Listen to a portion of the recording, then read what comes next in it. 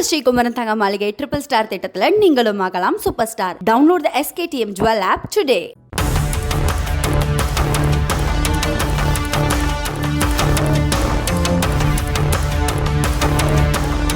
பல்கலைக்கழக மாணவி பாலியல் வன்கொடுமை செய்யப்பட்டதாக வழக்கு தொடரப்பட்ட நாளில் இருந்து இன்று வரை பலருக்கும் மனதில் உறுத்திய யார் அந்த சார் என்ற கேள்விக்கு அறிவியல் பூர்வமாகவும் ஆதாரபூர்வமாகவும் விடை கிடைத்திருக்கிறது.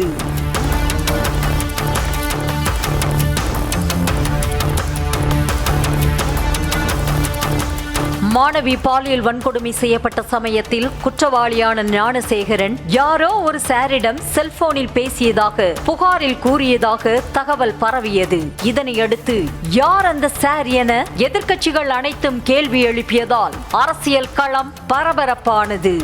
இந்த நிலையில்தான் வழக்கு விசாரணை முடிந்து ஞானசேகரனை நீதிமன்றம் குற்றவாளி என தீர்ப்பளித்து தண்டனையை அறிவித்திருக்கும் சூழலில் யார் அந்த சார் என்ற கேள்விக்கும் விடை தெரிய வந்திருக்கிறது. உள்ளபடியே இந்த வழக்கில் ஞானசேகரனை தவிர்த்து வேறு யாருக்கும் தொடர்பில்லை என்பதுதான் உண்மையே என அரசு தரப்பு வழக்கறிஞர் மேரி ஜெயந்தி தெரிவித்துள்ளார். இது தொடர்பாக செய்தியாளர்களிடம் விளக்கமளித்த அவர், வழக்கில் முக்கிய ஆதாரங்களுள் ஒன்றாக கருதப்படும் ஞானசேகரனின் செல்போனை முழுவதுமாக தடய அறிவியல் சோதனைக்குட்படுத்தியதாக கூறினார்.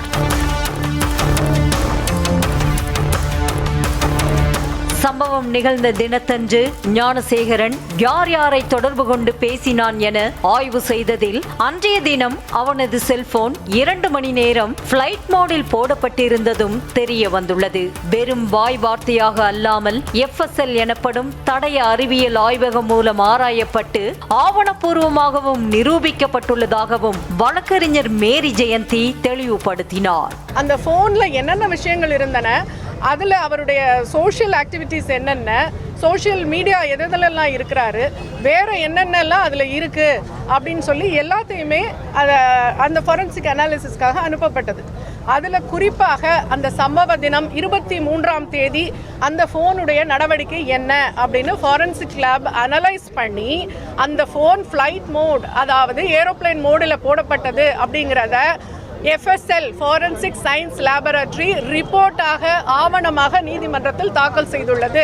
அந்த சம்பவ நேரத்தில் சம்பவ நாளன்று அந்த ஃபோன் ஏரோப்ளேன் மோடில் போடப்பட்டிருந்தது என்பதை ஆவணபூர்வமாகவும் அந்த நிபுணர் வாய்மொழி சாட்சியாகவும் நீதிமன்றத்தில் சொல்லிட்டு போயிருக்காங்க. ஒரு பாயிண்ட், ஞானசேகரன் ஏர்டெல் சிம்மை பயன்படுத்திய நிலையில் சம்பந்தப்பட்ட நிறுவனத்திலும் ஞானசேகரனின் கால் ஹிஸ்டரி கேட்டு பெறப்பட்டுள்ளது. சம்பவம் நிகழ்ந்த டிசம்பர் 23ஆம் தேதியன்று மாலை 6:29 மணி முதல் 8:52 வரை எந்த ஒரு அழைப்பும் ஞானசேகரனுக்கு வரவில்லை என்றும் இடைப்பட்ட நேரத்தில் சிம் கார்டில் எவ்வித செயலும் இல்லை என்பதும் உறுதியாகியுள்ளது. 6:29 தான் முதல் கால் அவருக்கு. அதன் பிறகு அவருக்கு எந்த அழைப்பும் இல்லை 8:52 வரைக்கும். 8:52க்கு SMS அலர்ட் அவருக்கு கிடைக்குது. என்னன்னா மிஸ்ட் கால் அலர்ட் கிடைக்குது. ஸோ இவர் இந்த காலகட்டத்தில் ஏரோப்ளேன் மோடில் போடப்பட்டிருக்கிறார் அப்படிங்கிறத ஏர்டெல் ப்ரொவைடரும் தெளிவாக நீதிமன்றத்தில் எடுத்துரைத்திருக்காரு.